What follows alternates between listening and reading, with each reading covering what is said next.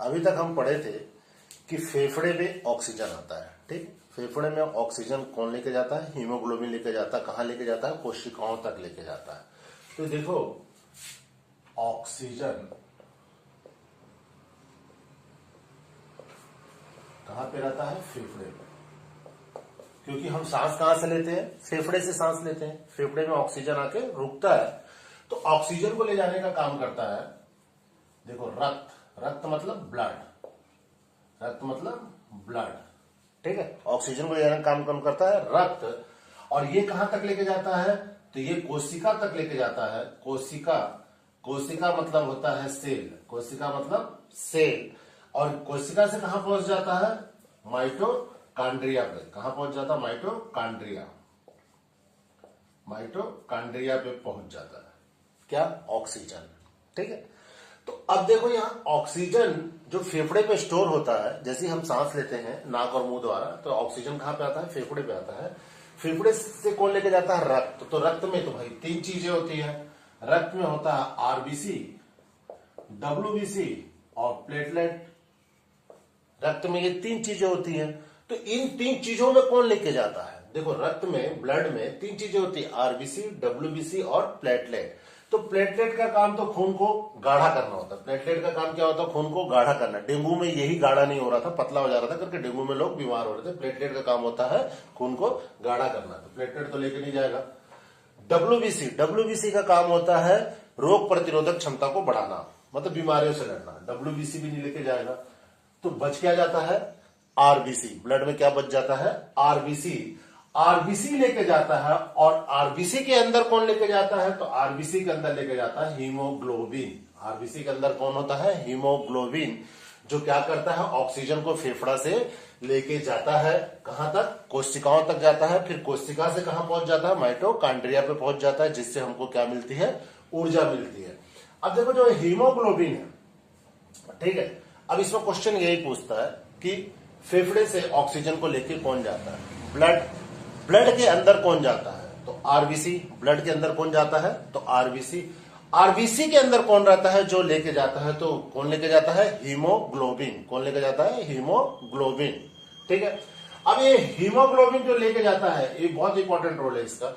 ये फेफड़े से ऑक्सीजन को लेके जाता है और carbon dioxide CO2, carbon dioxide CO2, carbon dioxide को वापस फेफड़े पे लेके आता है। कार्बन डाइऑक्साइड को वापस फेफड़े पे लेके आता है, जो अपन रिलीज कर देते हैं, छोड़ देते हैं, ठीक है। ऑक्सीजन को क्या करता है? हीमोग्लोबिन लेके जाता है और कार्बन डाइऑक्साइड को वापस लेके आता है। तो देखो, यहां पे हीमोग्लोबिन का काम क्या है, मतलब ब्लड का काम क्या है? ब्लड, पूरे बॉडी में चारों तरफ ब्लड है। जहां भी अपन देखेंगे सब तरफ क्या है? ब्लड है। ब्लड द्वारा हमको ऑक्सीजन मिलता है। ब्लड द्वारा हमको क्या मिलता है? ऑक्सीजन मिलता है, जो फेफड़े से लेके आता है। और यही ब्लड फिर वापस क्या करता है? हीमोग्लोबिन के द्वारा, आरबीसी में जो हीमोग्लोबिन होता है उसके द्वारा कार्बन डाइऑक्साइड को लेके आता है, जो हम लोग छोड़ देते हैं। क्लियर? अब इसमें जो क्वेश्चन पूछता है ये पूछता है कि ऑक्सीजन कहां पे रहता है? तो फेफड़े में होता है। फेफड़े से कौन लेके जाता है? तो ब्लड लेके जाता है। ब्लड के अंदर कौन लेके जाता है? तो आरबीसी लेके जाता है। और आरबीसी से कौन लेके जाता है? तो मेन कौन लेके जाता है? हीमोग्लोबिन लेके जाता है, जो ऑक्सीजन को लेके जाता है। ऑक्सीजन को देखो, ऑक्सीजन को लेके जाता है। और ये ऑक्सीजन इसका इनपुट मान लो, ऑक्सीजन को लेके जाता है और कार्बन डाइऑक्साइड को, कार्बन डाइऑक्साइड को छोड़ता है। आउटपुट है ये, आउटपुट। कार्बन डाइऑक्साइड को क्या करता है? वापस फेफड़े पे लेके आता है और फेफड़े से फिर अपन आउटपुट कर देते हैं। क्लियर हो गया? तो ये समझ में आया कि फेफड़े से क्या लेके जाता है और क्या नहीं लेके जाता है। अब देखो, यहां पे वायुमंडल में क्या होता है, यहां पे एक समझो छोटी सी बात। वायुमंडल में क्या होता है? नाइट्रोजन जो होता है, नाइट्रोजन 78% होता है। नाइट्रोजन कितना होता है? 70, लगभग कितना परसेंट होता है? 78% होता है। ऑक्सीजन होता है 21%। ऑक्सीजन कितना होता है? लगभग 21%। कार्बन डाइऑक्साइड होता है, कार्बन डाइऑक्साइड होता है, डाइऑक्साइड, कार्बन डाइऑक्साइड होता है 0.03%। ये वायुमंडल में होते हैं। यहां पे देखो, नाइट्रोजन 78% होते हैं, ऑक्सीजन 21% होते हैं, कार्बन डाइऑक्साइड कितना होता है? 0.03%। इसमें अगर हम समझने की कोशिश करेंगे, इस वाले पार्ट्स में, ये वाले पार्ट्स में, इसमें अगर हम समझने की कोशिश करेंगे तो हम अगर नाइट्रोजन 78% अगर लेते हैं सांस द्वारा, अगर नाइट्रोजन 78% लेते हैं तो 78% रिलीज भी कर देते हैं, छोड़ देते हैं 78% लेते हैं तो 78% छोड़ भी देते हैं। ठीक है, ये मिनिमम या मैक्सिमम मान लो एक वैल्यू टाइप का है, इस समझने के लिए है, एग्जाम में नहीं पूछता है। मगर ऑक्सीजन अगर 21% अगर अपन लेते हैं, ऑक्सीजन अगर 21% लेते हैं तो कितना परसेंट छोड़ते हैं? सिर्फ 70% छोड़ते हैं, 17% छोड़ते हैं। अगर ऑक्सीजन अपन 21% लेंगे तो 17% छोड़ देंगे, तो 4% का यहाँ पे फेर हो गया। देखो 4% कम हो गया ना, 4% हमारे बॉडी में रुक जाता है, 4% रुक जाता है, 4% रुक जाता है, 4% क्या होता है? बॉडी में रुक जाता है। 4% का यहाँ पे फेर हो गया, 4% बॉडी में रुक जाता है। ऑक्सीजन कितना लिए थे? 21% लिए थे, छोड़े कितना? 70% छोड़ दिए। 4% क्या हो जाता है? रुक जाता है। ये 4% कहाँ जाता है? तो ये 4% कार्बन डाइऑक्साइड में जाता है, जो 0.03% है। वो लगभग हम कितना छोड़ते हैं कार्बन डाइऑक्साइड? 4% छोड़ते हैं। कार्बन डाइऑक्साइड कितना छोड़ देते हैं? 4% छोड़ते हैं।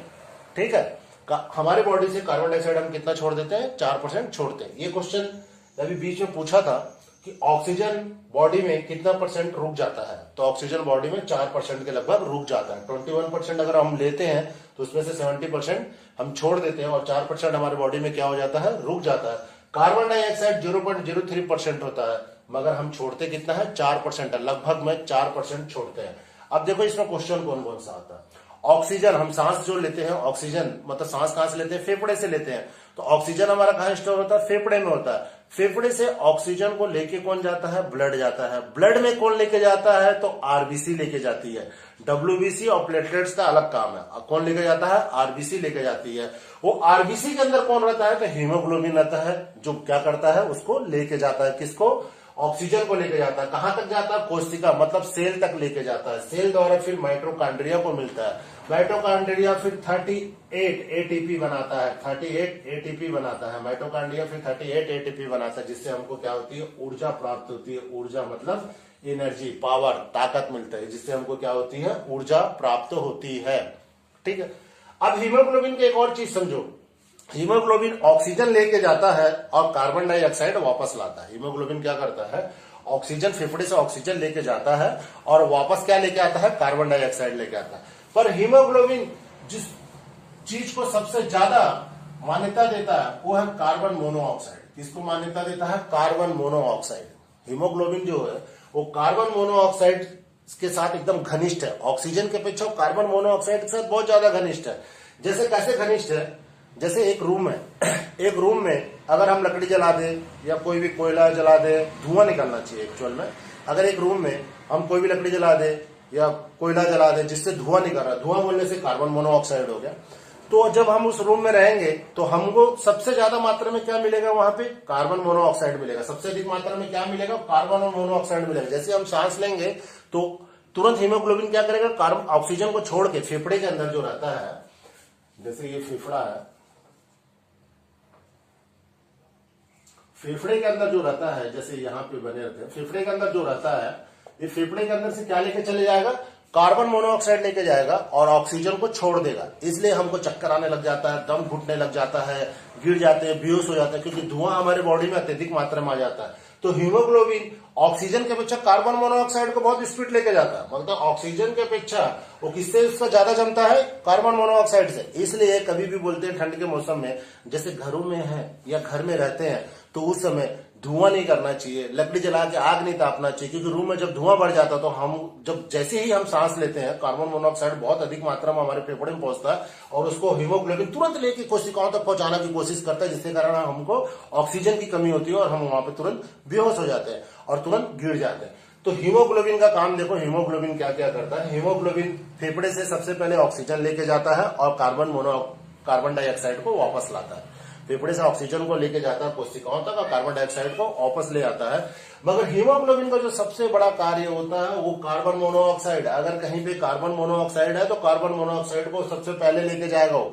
जैसे ही हम सांस लेंगे वो सबसे पहले कार्बन मोनोऑक्साइड को खींचेगा, ऑक्सीजन को नहीं खींचेगा। इसी के लिए लोग गिर जाते हैं, जैसे घरों में आग लग जाता है, धुआं के कारण कई लोग का दम घुटने के कारण मृत्यु हो जाती है।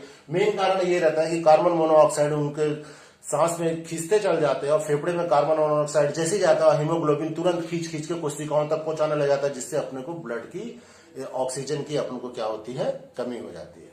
ये समझ में आया।